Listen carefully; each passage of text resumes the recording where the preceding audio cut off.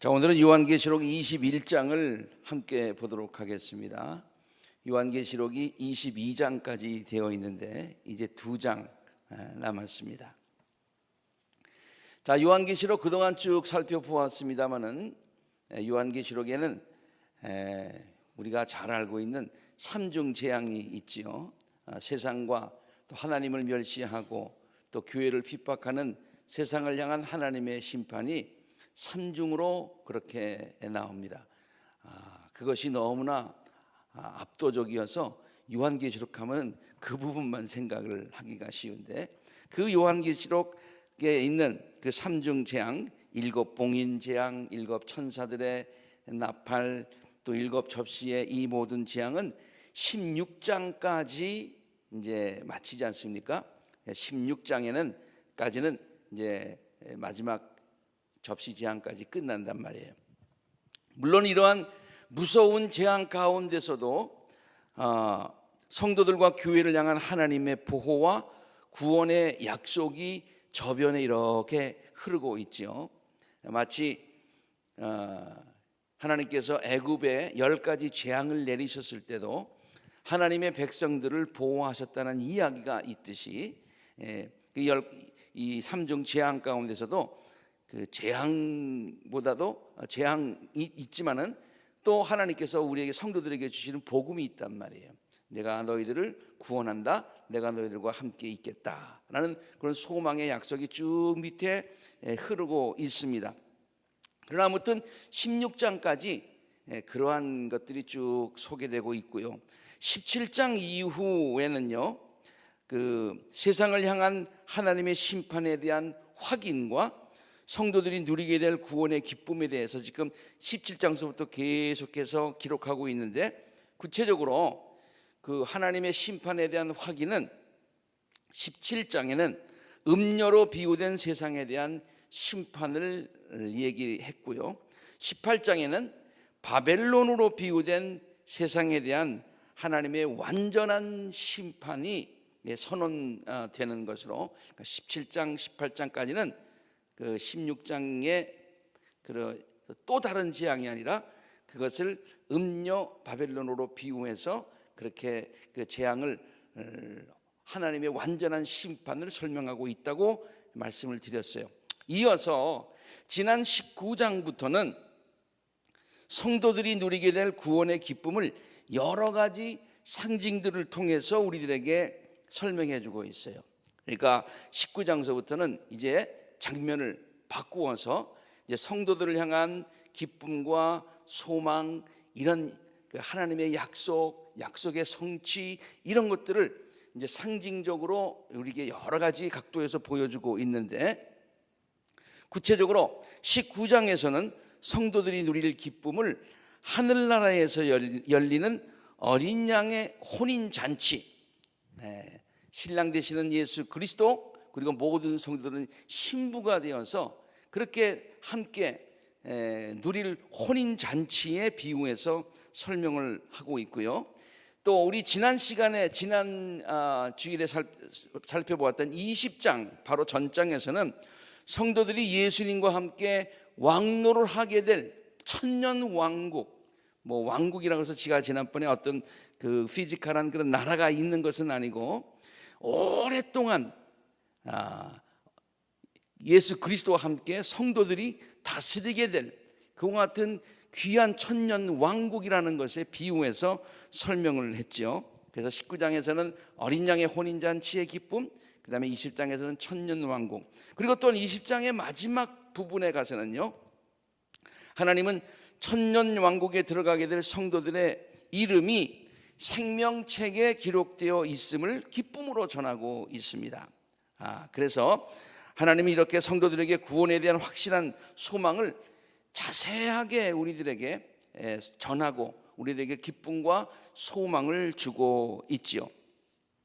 자, 이제 성도들을 향한 확실한 소망은요, 요한계시록이 이제 2장 남았는데 오늘과 다음 장에서 21장과 22장에서 더 극적으로 그렇게 묘사되고 있어요. 아주 21장과 22장이 요한계시록의 클라이막스라고 볼 수가 있습니다.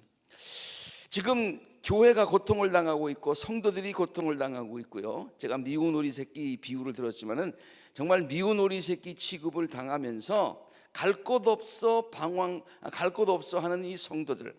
그러나 세상의 666의 사탄을 상징하는 666을 따르지 아니하고 그 표를 받지 않고 믿음을 끝까지 지키는 이 성도들에게 하나님께서 21장과 22장에 정말로 보여주는 놀라운 그런 소망, 환상이 있어요.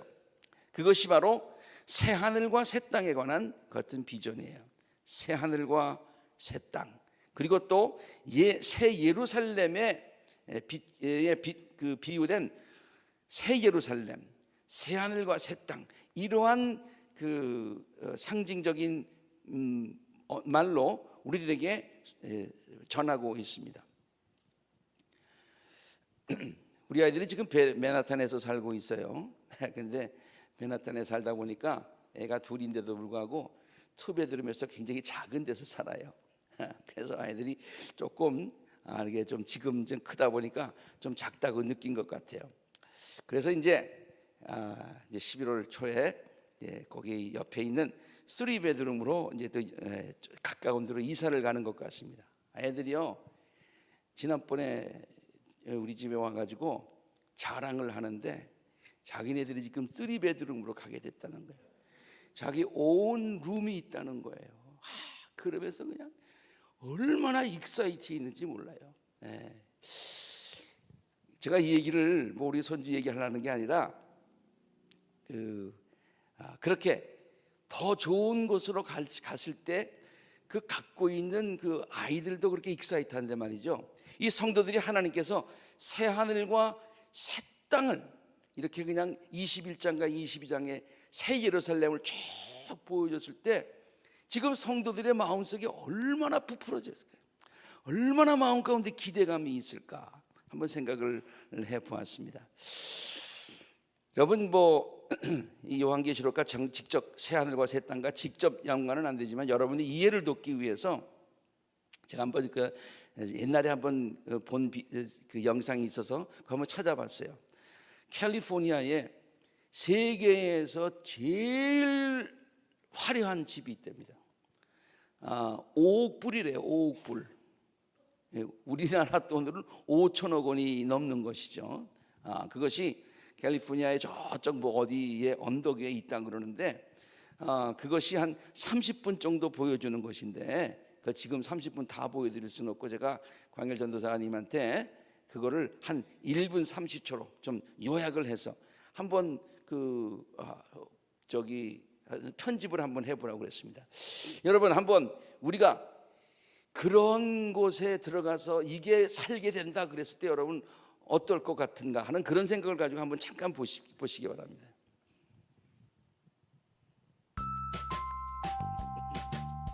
저 지금 언덕 위에 있는 집입니다.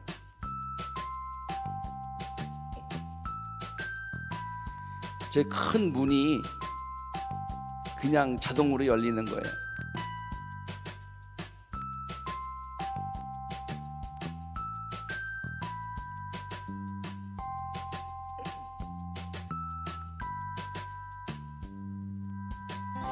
누가 사는지는 모르겠고 몇 사람이 사는지는 모르겠는데 아무튼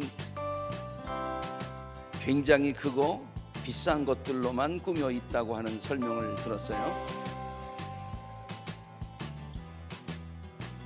극장보다도 좋죠.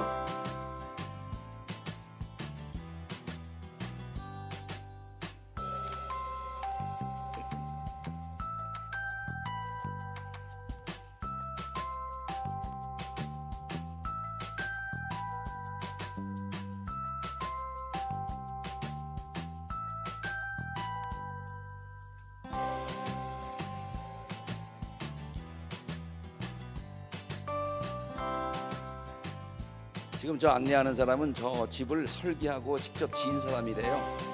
그래서 지금 소개하고 있는 것 같습니다.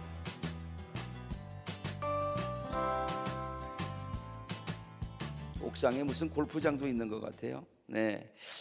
자, 아무튼 여러분 뭐 저 우리하고는 상관없다 뭐 그런 마음으로 보시는지 모르겠는데요.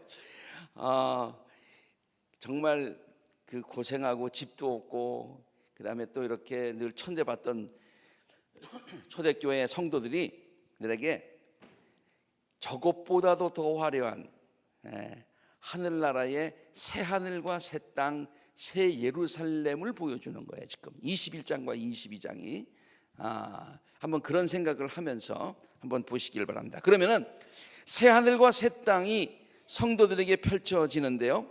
그럼 어떤 성도들에게 어떤 성도들 누구에게 펼쳐지느냐?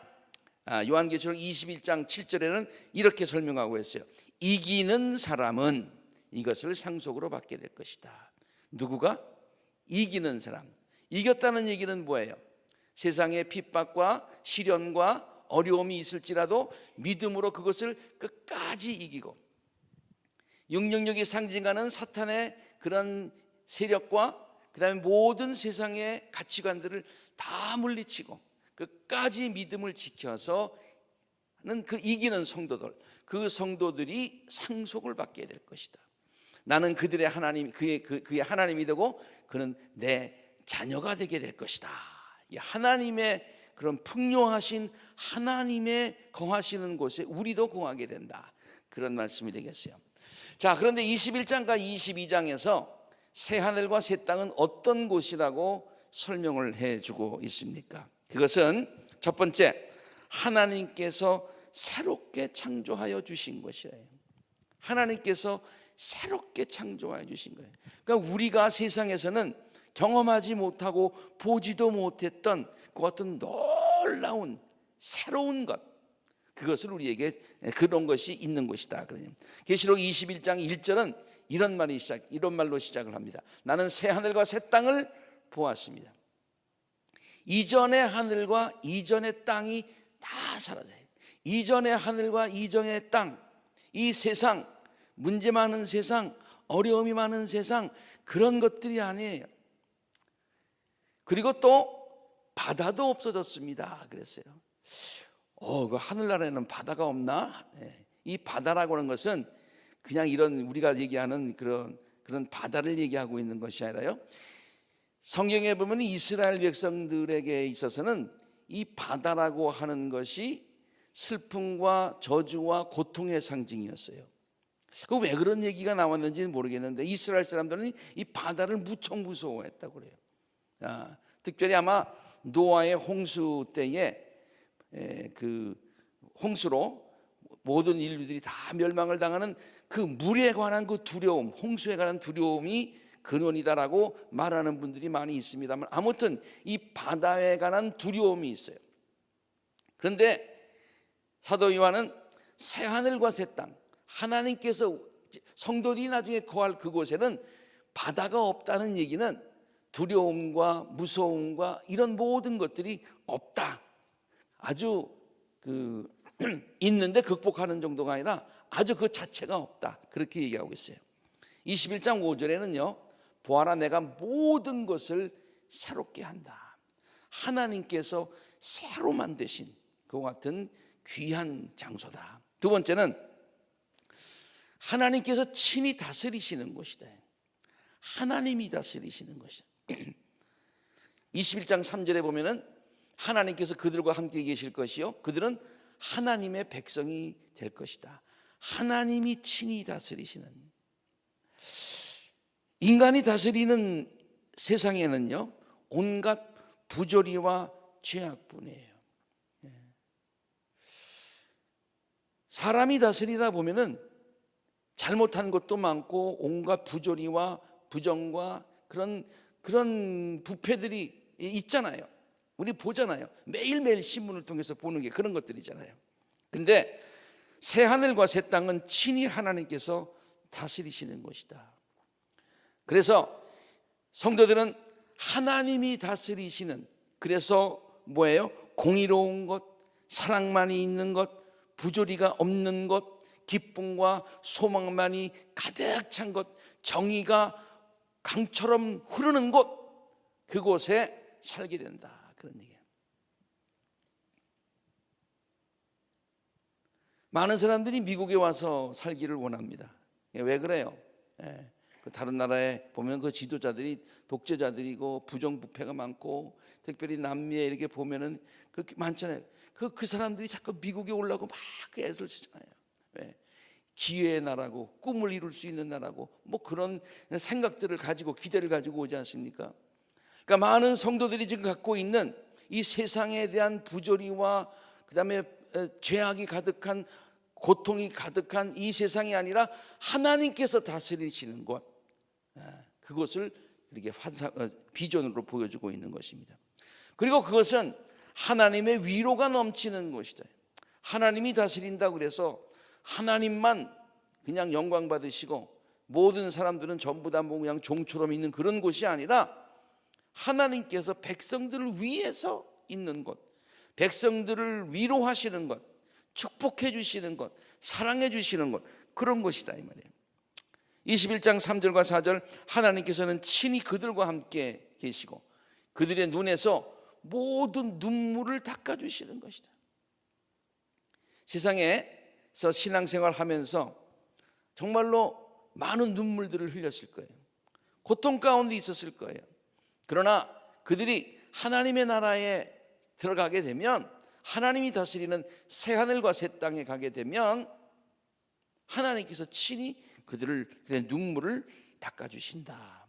길을 잃고 고생하다가 돌아온 자녀들을 안아주시고 눈물을 닦아주시고 위로하시는 어머님의 모습을 우리가 상상하게 됩니다. 또한 미운 오리 새끼 얘기를 들었습니다마는, 예를 들었습니다마는, 세상에서 그렇게 그냥 구박받고 천대받다가 나중에 식구들을 만나서 부모님으로부터 좀 위로를 받고 격려를 받는 그와 같은 그 장면을 우리가 생각하게 됩니다.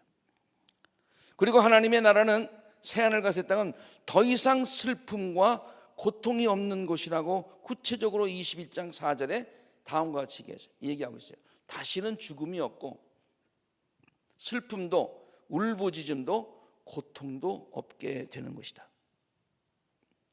죽음이 다시 없다. 죽음이라고 하는 것은요, 인간에게 가장 무서운 공포입니다. 말로 표현을 하건 말로 표현하지 않건, 의식적으로 갖고 있건 무의식적으로 갖고 있건, 모든 인간은 죽음이라고 하는 것에 대한 공포 속에서 다 살고 있어요. 그렇죠? 여러분이 병원에 진료 가는 것을 굉장히 두려워한대요. 왜 그러냐 그러니까, 갑자기 무슨 이상한 소리 들을까 봐. 이게 뭡니까? 전부 다 죽음에 대한 공포 아닙니까? 그렇죠? 그러나 하나님께서 계시는 새하늘과 새 땅에는 그러한 두려움과 공포가 전혀 없는 것이다. 그 다음에 또 계시록 21장 6절에는 새하늘과 새 땅을 이렇게 묘사하고 있습니다. 목마른 사람들에게는 내가 생명수 샘물을 거저 마시게 하겠다. 생명수 샘물을 거저 마시게 하겠다. 이제 다음 장에 보면은 그 생명수 샘물이 이제 흘러나와서 모든 땅을 적시는 그와 같은 환상도 이제 나옵니다만은, 여러분, 생명수가 뭐예요? 생명수가 뭐예요? 물의 그냥 이름입니까? 그 물을 마시면은 생명을 얻는 거예요. 그 물을 마시면은 죽지 않는 물이에요. 그게 생명수예요. 그 생명수 물을 거저 마실 수 있게 되었다. 여러분, 한번 에덴 동산에 있었던 그 생명수 나무를 기억하십니까? 성경에 보면은 에덴 동산에 나무, 여러 가지 나무가 있었는데 그 중앙에 생명수 나무가 있다고 기록하고 있어요. 주 하나님은 보기 아름답고 먹기에 좋은 열매를 맺는 온갖 나무를 땅에서 자라게 하시고, 동산 한가운데 중요한 데에 생명나무를 두셨다고 그랬어요. 그리고 또 무슨 나무를 두냐면 선악과를 두셨다고 그랬어요. 선과 악을 알게 하는 나무를 자라게 하셨다고 했어요. 우리는 선악과만 기억하는데 거기 생명수도 있었어요. 생명나무가 있었어요. 그런데 아담과 이브가 선악과를 따먹고 죄를 져서 에덴 동산에서 쫓겨나게 되었어요. 그때 하나님께서 이런 말씀을 하십니다. 주 하나님이 말씀하십니다. 보아나, 이 사람이 우리 가운데 하나처럼 선과 악을 알게 되었구나. 이제는 에덴 동산에서 쫓겨나야 돼. 그가 손을 내밀어서 생명나무의 열매까지 따먹고서 끝없이 살게 하여서는 안 된다. 그렇게 기록하고 있어요. 그래서 주 하나님은 그를 에덴 동산에 내쫓으시고 흙에서 왔으므로 흙을 갈게 하고 흙으로 돌아가게 하시는데, 그를 쫓아내신 다음에 에덴 동산 동쪽에 그룹들을 세우시고 천사를 세우셔서 빙빙 도는 불칼을 두셔가지고 생명나무에 이르는 길을 지키게 하셨어요. 그러니까 생명나무를 따먹지 못하니까, 열매를 따먹지 못하니까 사람은 영원히 살지 못하게 되었다. 그래서요, 아주 전통적인 그런 성경 해석자들은 구약에 보면은 사람들이 굉장히 오래 살잖아요. 그렇죠? 몇백 년씩 살잖아요. 그러다 그 수명이 점점 줄어들잖아요. 그렇죠? 어떤 사람은 여러 가지 해석을 합니다만은 굉장히 전통적인 그 성경 해석하는 분들은 이렇게 해석을 해요. 왜냐하면은 맨 처음에는 생명나무를 먹었던 노아와 이브가 제너레이션이 쭉 가면서 그 기운이 상당히 오랫동안 갔다는 거예요. 그래가지고 그 기운이 나중에 거의 떨어지게 되어서 인간의 수명이 줄어들게 되다. 이렇게 해석을 하는 분들이 있습니다. 뭐 맞는 해석인지 틀린 해석인지 저는 잘 모르겠어요. 그렇게 우리가 볼 수도 있겠지만, 아무튼 이 생명나무라고 하는 것은 그것을 먹으면 영원히 살 수 있는, 에덴 동산이 그런 곳이었어요. 그런데 하나님께서 그 에덴을 회복시켜 주시는 것이죠. 그래서 생명수의 물을 마음껏 마시게 하셨다. 하나님께서 인간에 대한 진노를 거두시고 아담과 이브에게 생명나무에 접근하지 못하도록 하셨는데, 이제는 하나님께서 그 진노를 거두시고 모든 성도들을 당신 품에 안으시고 생명수, 풍성한 생명수를 먹게 하셨다라고 하는 그것이 바로 새하늘과 새 땅이다. 특별히 본장에서는요 굉장히 깁니다. 21장이. 그런데 새하늘과 새 땅을요 새 예루살렘에 비유하여서 설명을 해요. 지금까지 설명만 들어도 새하늘과 새 땅에 대한, 거기 가고 싶다, 얼마나 좋은 곳일까. 지금 아까 맨 처음에 보여드린 5억 원짜리 그 집과는 비교가 되지 않는 것입니다.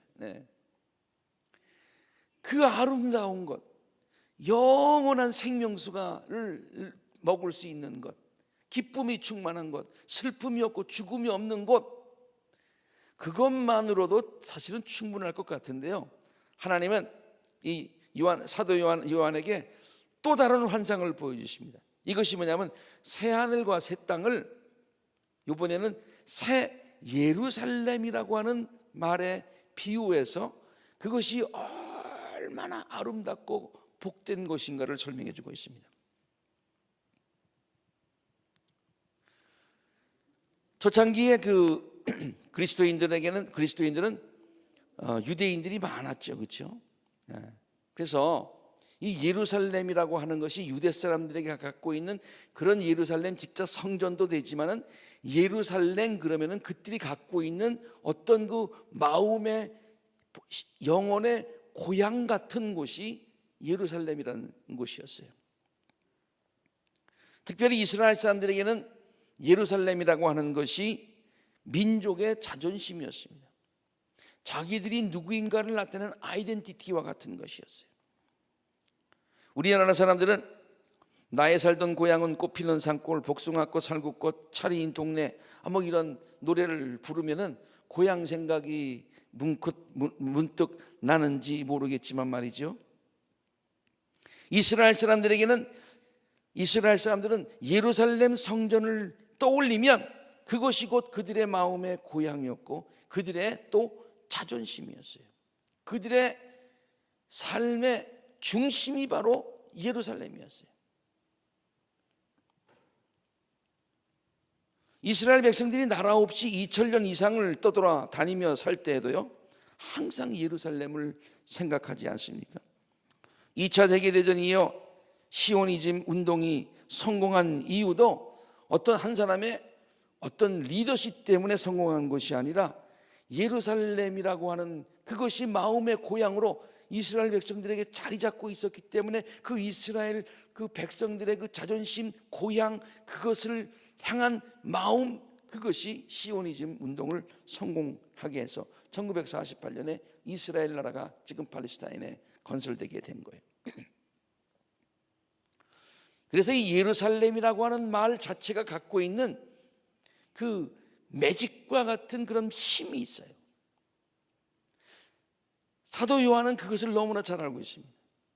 그래서 새하늘과 새 땅, 새하늘과 새 땅, 그 말도 좋지만은 초창기 많은 사람들이 유대인 크리스찬들이 있었던 그 시대에 성도들에게 소망을 주고 확실하게 야 맞다 그거다 라고 줄 수 있는 것이 바로 예루살렘의 이미지였어요. 그런데 그냥 예루살렘이 아니에요. 무슨 예루살렘? 새 예루살렘이에요. 새 예루살렘.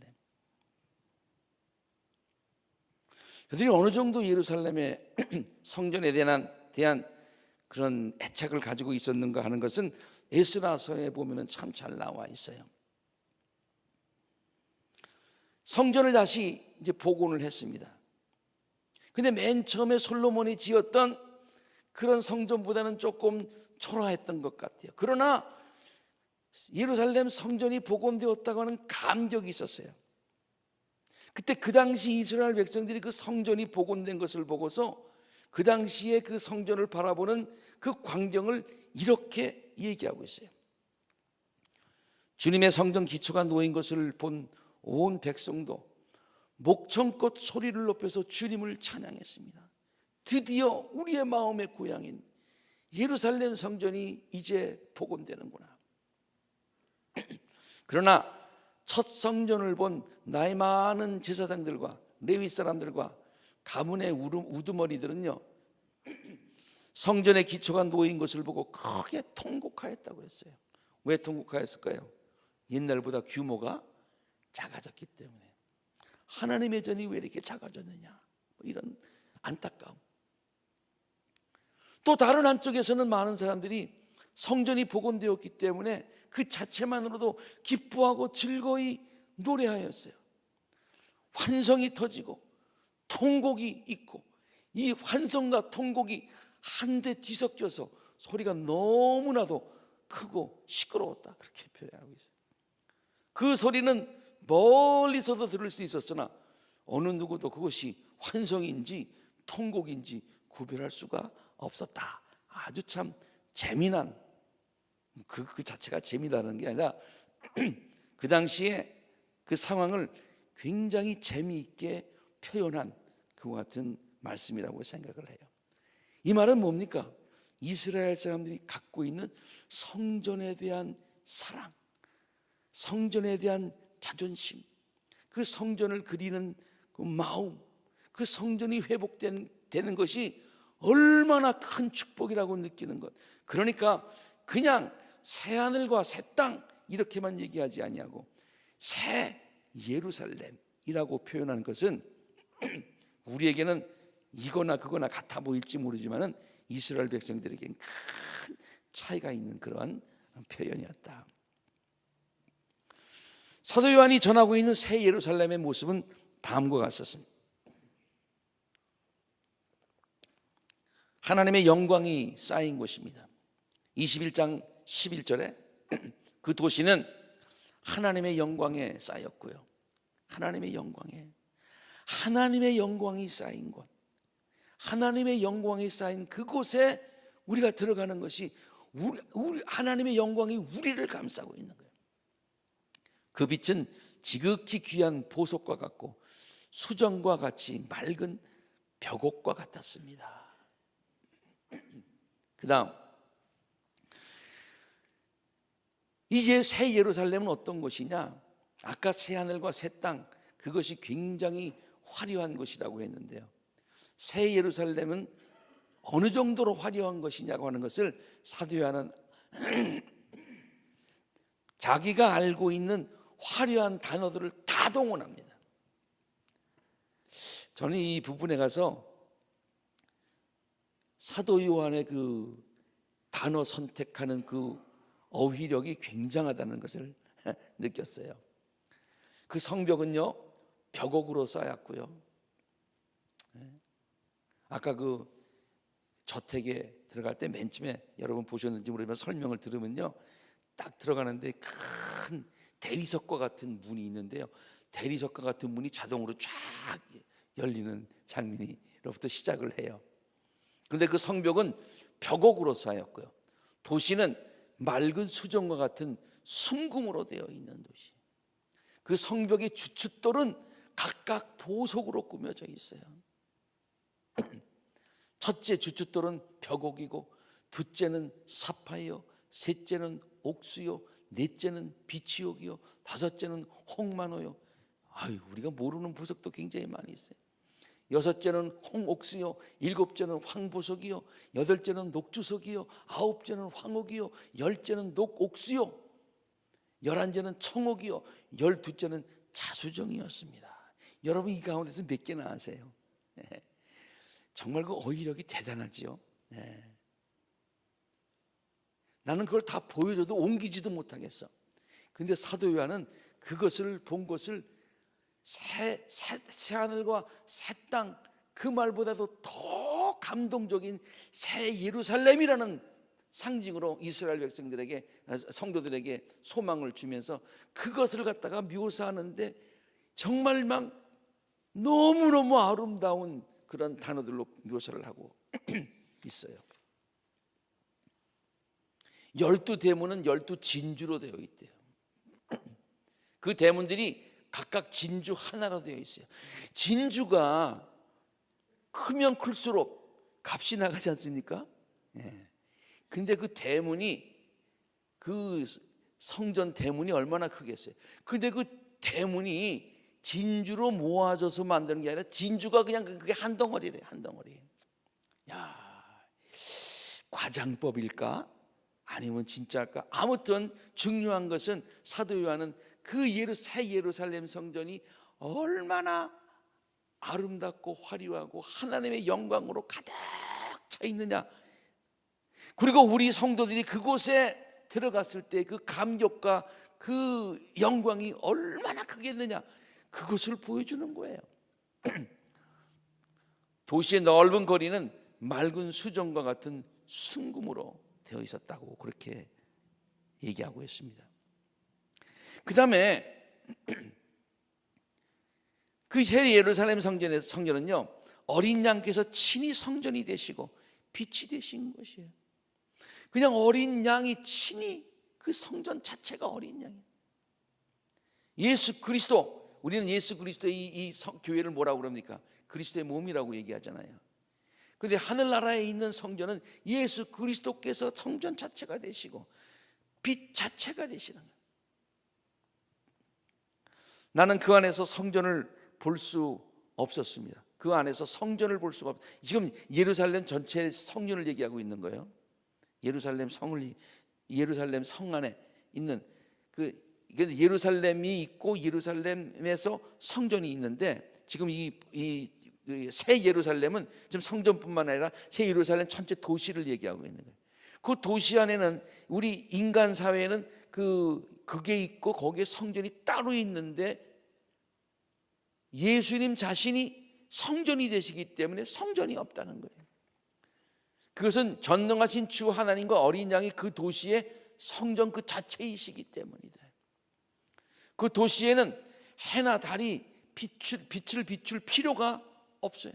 그것은 하나님의 영광이 그 도성을 밝혀주고 어린 양이 그 도성의 등불이 되시기 때문에 친히 하나님이 빛을 비춰주시고 친히 주님께서 다스리시고, 그래서 모든 것들을 환하게 만드는 그와 같은 것. 이것이 우리는요, 이 세상에 있는 그 성전은요, 하늘나라에 있는 그 성전, 보이지 않는 성전, 그리스도께서 친히 성전이 되어지신 그 성전, 그 본향의 그림자라고 생각을 하는 거예요. 그림자예요. 그렇죠? 그래서 하늘 본향에 있는 그 성전, 예수 그리스도께서 성전이신 그 성전은 흠도 없고 티도 없고 거룩한 곳이지만은 우리 인간이 살고 있는 이 여기의 성전은 많은 문제들이 있을 수가 있어요. 그래서 신학자들은 저 하늘나라에 있는 예수 그리스도께서 성전에 있는 그 성전을 가리켜서 invisible, 보이지 않는 성전, 우리 이 성전을, 세상에 있는 성전을 visible church, 보이는 성전이라고 그렇게 구분을 하기도 해요. 그렇다고 해서 visible church, 보이는 교회가 문제가 있다고 해서 필요 없는 것이 아니에요. 이것은 보이지 않는 하늘의 그 성전을 닮은 그리스도의 몸된 것의 그림자와 같은, 그래서 그곳에서 누리는 기쁨을 미리 맛보아야 하는 그와 같은 곳이다. 그 다음에 그 성전은요 21장에서 뭐라고 얘기하냐면 모든 지파와 모든 민족에게 열려있는 곳이에요. 이게 복음입니다.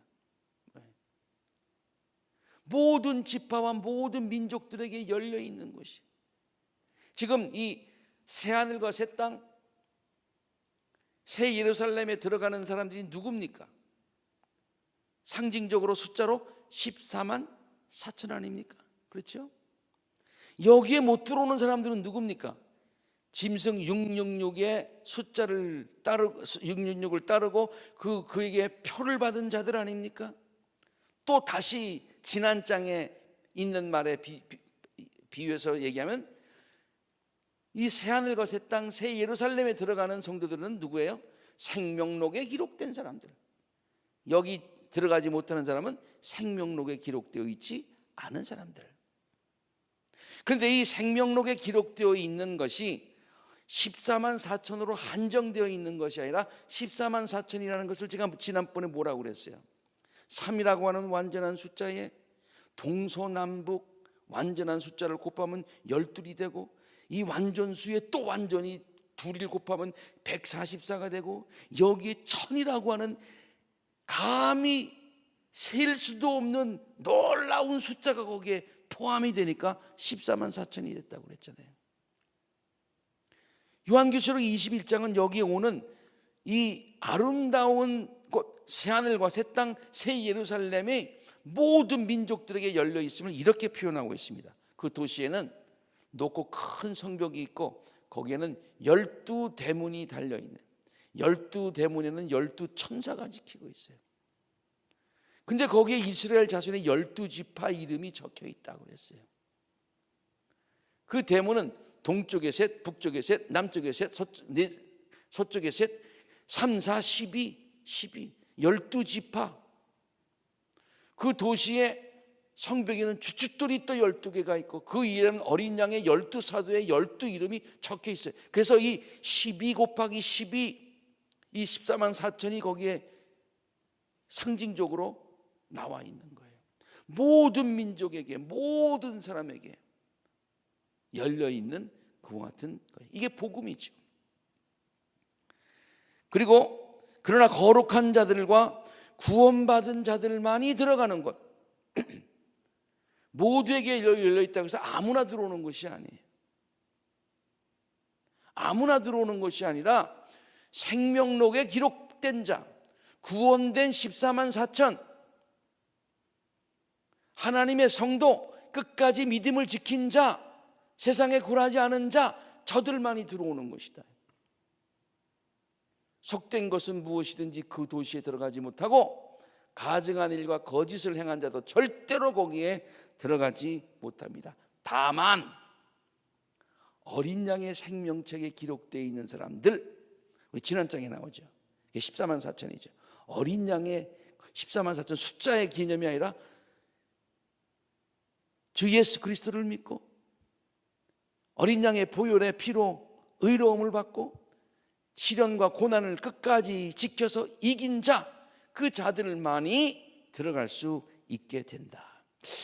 오늘 21장의 말씀은요 굉장히 긴 것 같고 그 다음에 또 뭐 굉장히 구름 잡는 얘기 같고 환상적인 얘기 같지만은 우리가 이 얘기를 사도 요한이 왜 전했는지, 왜 성도들에게 얘기하고 있는지, 왜 요한계시록의 클라이막스가 21장과 22장인지를 우리가 그런 관점에서 봐야 되네요.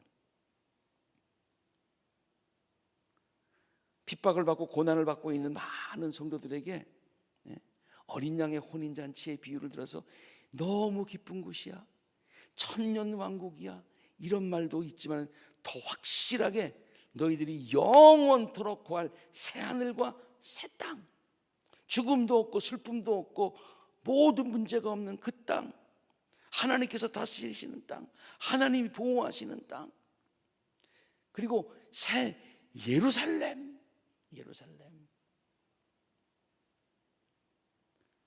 그래서 성도들의 마음속에 와, 정말 지금 고통을 당하고 있지만은 이 이야기를 사도 요한을 통해서 전해들은 그 당시 초대교회에 핍박받는 성도들은 이 이야기를 들을 때 가슴이 막 부풀었을 것 같아요. 우리 아이들이 투베드룸에서 쓰리베드룸 올라갈 때 그런 갖고 있는 그런 감격 정도가 아니라, 집 없던 사람이 이제 막 조금 아까 보여드린 5억짜리 그 저택에 들어가가지고 와 놀라는 그것 정도가 아니라 비교할 수도 없는 놀라운 기쁨, 놀라운 소망, 그 소망을 갖게 될 것이다. 그 소망을 주기 위한 것, 전하기 위한 것이 사도 요한계시록 21장의 내용이고, 요 마지막에 이제 다음번에는 22장에 이제 그 클라이막스의 클라이막스가 소개가 되게 될 것입니다. 그동안에도 아주 꾸준하게 요한계시록 공부를 쭉 같이 오셨는데 마지막까지 우리 잘 한번 그 은혜를 함께 나눌 수 있기를 바랍니다. 함께 기도하겠습니다.